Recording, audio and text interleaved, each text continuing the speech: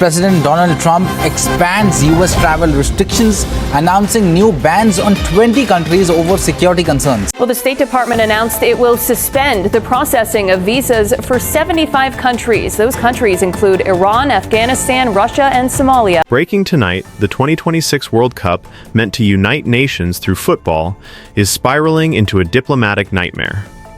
Donald Trump's latest visa restrictions have left fans, players, and governments in shock. Europe is now weighing a possible boycott, and the fallout could reshape the very future of international sporting events. Trump promised a World Cup like no other, a celebration of skill, culture, and global unity. Instead, the reality is chaos. Travel bans and political threats have overshadowed the tournament, leaving 75 countries uncertain whether their citizens can even attend. Stadiums may be ready, infrastructure in place, but without the fans, what kind of World Cup is this? The controversy began quietly in June 2025 when Trump signed his first travel restrictions affecting 19 nations. By December, that number had doubled to 39, and now, in mid-January 2026, a staggering 75 countries face indefinite suspension of immigrant visa processing. The State Department insists it's a security measure, but the timing couldn't be worse. Countries who have poured billions into preparation now face a grim reality: their fans may never see the matches live. Consider Iran, a nation that fought hard to qualify. Their fans celebrated their historic qualification from home, barred from attending matches in Seattle, New York, and other American cities. Their excitement turned into frustration and anger. Haiti, making their first ever World Cup appearance, faces a similar heartbreak. Generations of anticipation, lifelong dreams, all potentially lost because of policy decisions far removed from football. Even countries with partial restrictions, like Senegal, face mounting challenges. Fans who traveled across continents to support their team may now be denied visas. FIFA had hoped Trump's administration would separate politics from sport, but clearly those hopes were misplaced. The World Cup, meant to be an arena for unity, is now a theater of international tension. The visa chaos doesn't stop with the athletes' supporters. Fans from Brazil, Colombia, Egypt, Morocco, Tunisia, and Uruguay, nations with deep footballing traditions, are all affected. 500 million ticket applications for 104 matches now hang in uncertainty. Families have spent thousands on flights, accommodation, and tickets, only to discover that entry to the U.S. is no longer guaranteed.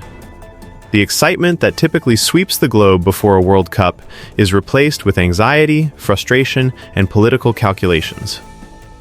European nations are now openly discussing their response.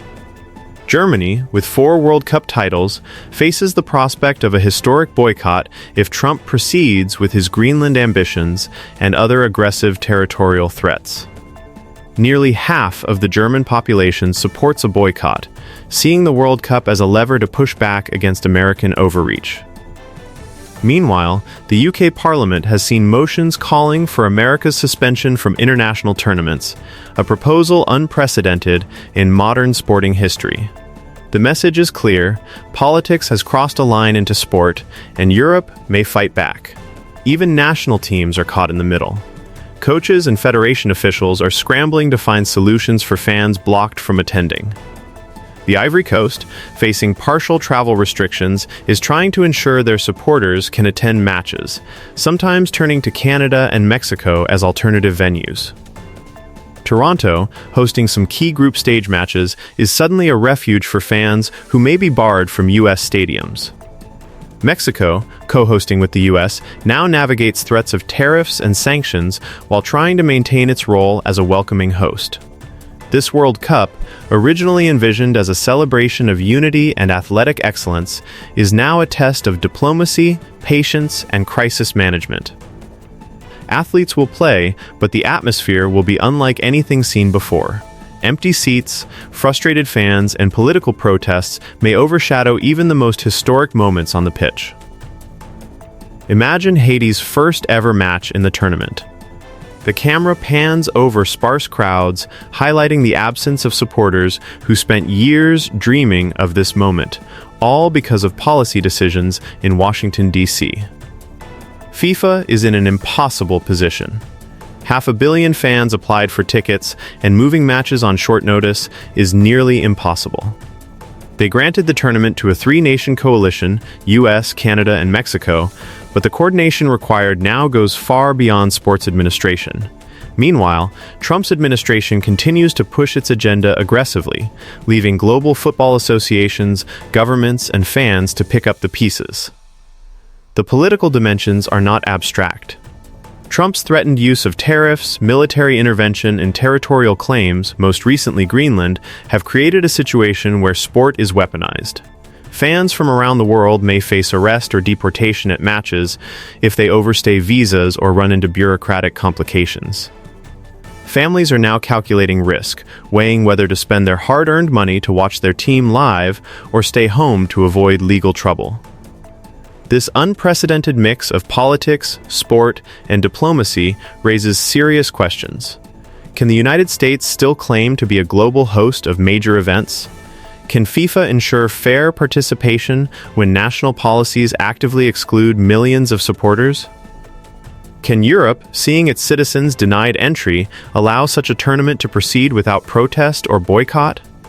The answers remain unclear, but one thing is certain: this World Cup is unlike any in history. As we move closer to the opening match, 5 months away, tension continues to mount. Stadiums will be ready, the athletes prepared, but the spirit of international competition, the unity, the joy, the shared celebration hangs in the balance. Trump's policies have not only cast doubt on his ability to host, but also challenged the very premise of global sport as a unifying force.